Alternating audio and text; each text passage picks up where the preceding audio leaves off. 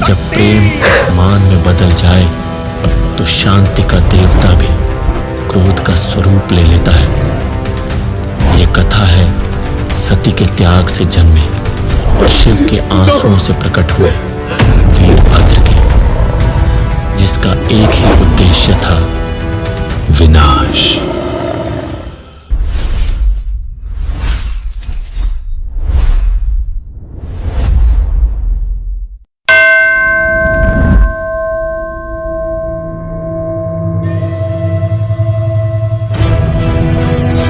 जगत जननी माता सती को देवर्षि नारद का प्रणाम। देवर्षि, आप यहाँ? सब कुशल तो है? आपकी कृपा से सब मंगलमय है माता, पर एक समाचार है जो आपको अवश्य बताना होगा। आपके पिता प्रजापति दक्ष एक महायज्ञ का आयोजन कर रहे हैं। ऐसा यज्ञ जो न पहले हुआ न आगे होगा। समस्त देवता ऋषि मुनि आमंत्रित हैं। ब्रह्मदेव माता सरस्वती के साथ पधार रहे हैं। देवर्षि, क्या मेरे पिता ने स्वयं महादेव को आमंत्रण नहीं भेजा? क्षमा करना माता, लेकिन आप और महादेव आमंत्रित नहीं हैं। इतना सुनते ही माता सती की आंखें सिकुड़ गईं और वह तुरंत महादेव के पास दौड़ी।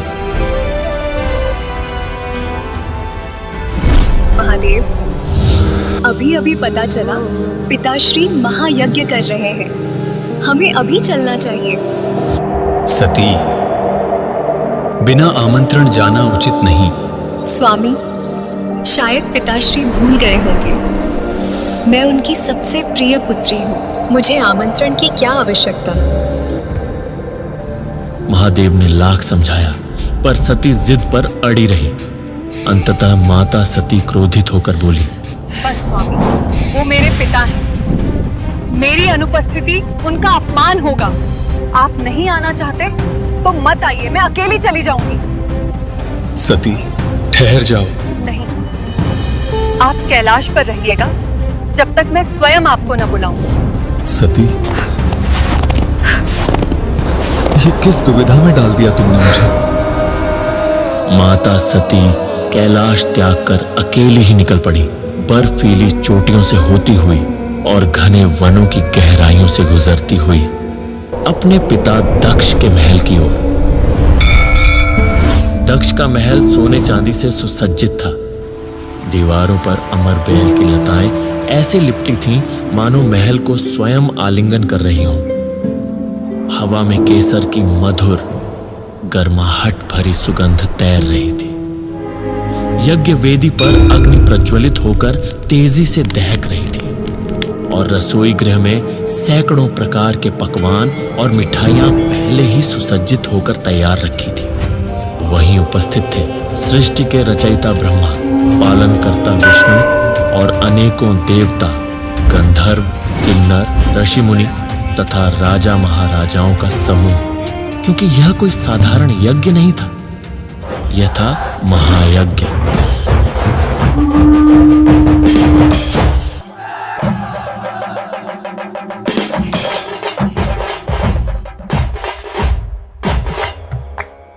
स्वागतम शुभ स्वागतम।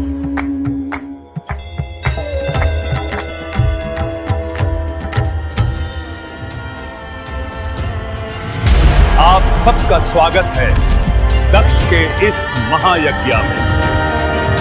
महायज्ञ यज्ञ आरंभ हो चुका था। भूर्भुवस्वः तत्सवितुर्वरेण्यं भर्गो देवस्य धीमहि धियो यो नः प्रचोदयात्। सर्वं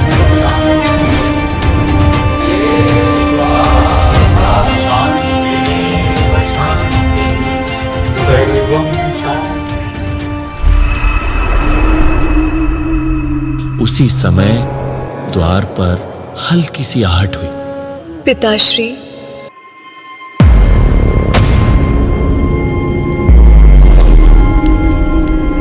पिताश्री, मैं आ गई। शायद आप मुझे और महादेव को आमंत्रण देना भूल गए, इसलिए मैं स्वयं चली आई। बारंबार पिताश्री कहकर मेरा अपमान करना बंद कर कन्या। बस कर सती अपना ये ढोंग। पिताश्री, अघोरियों और उनके साथ रहने वालों का इस दिव्य यज्ञ में कोई स्थान नहीं। जा यहाँ से, लौट उस अघोरी शिव के पास। महादेव ने ठीक कहा था, मुझे यहाँ नहीं आना चाहिए था, पर पिता के प्रति प्रेम में मैंने उनकी बात नहीं मानी। अब मैं कैलाश भी वापस नहीं लौट सकती। बस कर सती अपना ये ढोंग। तू उस अघोरी शिव के साथ रहकर उसी जैसी बन गई है।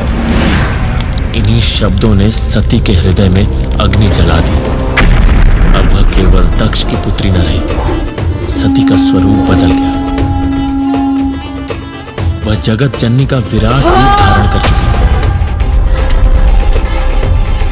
थी। ये सब ढोंग है, सब माया है। बस दक्ष, बस, अब और नहीं। महादेव का अपमान मैं सहन नहीं कर सकती। चाहूं तो इसी क्षण तेरा अंत कर दूं, पर ये देह तुम्हारा दिया है। तू अपने अंश का अपमान कर सकता है दक्ष, मैं नहीं। तू मेरी पुत्री नहीं हो सकती। इस क्षण न मैं तुम्हारी पुत्री हूँ, न किसी की अर्धांगिनी। मैं स्वयं जगत जननी हूँ। अब उस अघोरी ने तुझे माया भी सिखा दी। प्रजापति दक्ष, माया नहीं, ये तेरे अहंकार का अंत है। मैं उस अघोरी से नहीं डरता, मैं उसका अंत कर दूंगा। जो स्वयं मृत्यु के शिखर पर खड़ा हो, उसे पहले अपने अंत की चिंता करनी चाहिए। मैं इसी क्षण इस देह का त्याग करती हूँ। ये शरीर तुम्हारा दिया है, मैं इसे अग्नि को सौंपती हूँ।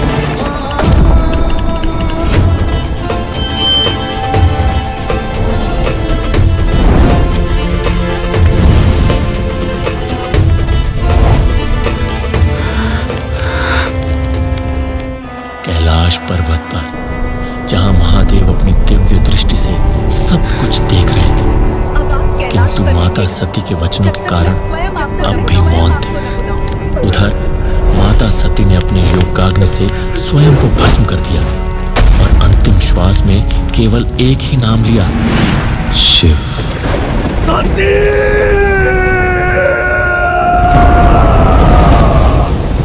महादेव का त्रिनेत्र धीरे धीरे खुला और उसी क्षण दिशा दिशा में अग्नि की लपटें फैल गईं, जटा फट पड़ी।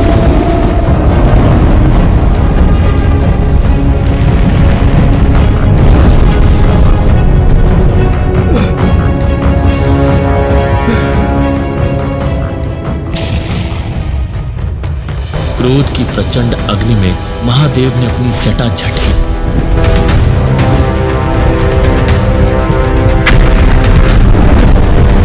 और उसी से प्रकट हुआ वह रूप जो स्वयं काल का भी विनाश करने वाला था। वह था वीरभद्र, जिसकी गर्जना से त्रिलोक हिल उठा। पर्वतों की चोटियां बिखर गईं और दिशाएं उसकी हुंकार से दहक उठी। नेत्रों में ज्वालाओं का समुद्र, 10 भुजाएं, प्रत्येक भुजा में प्रलयकारी शस्त्र। वह शिव के क्रोध का सजीव रूप था, स्वयं प्रलय का आवाहन। जाओ वीरभद्र, अहंकारी दक्ष का अंत करो, उसके यज्ञ को राख में मिला दो।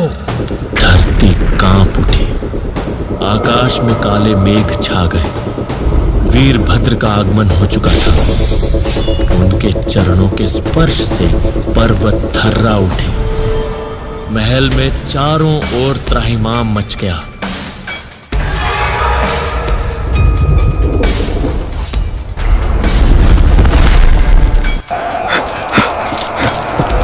महाराज, महाराज, विनाश वो सबको मार देगा। रोको उसे।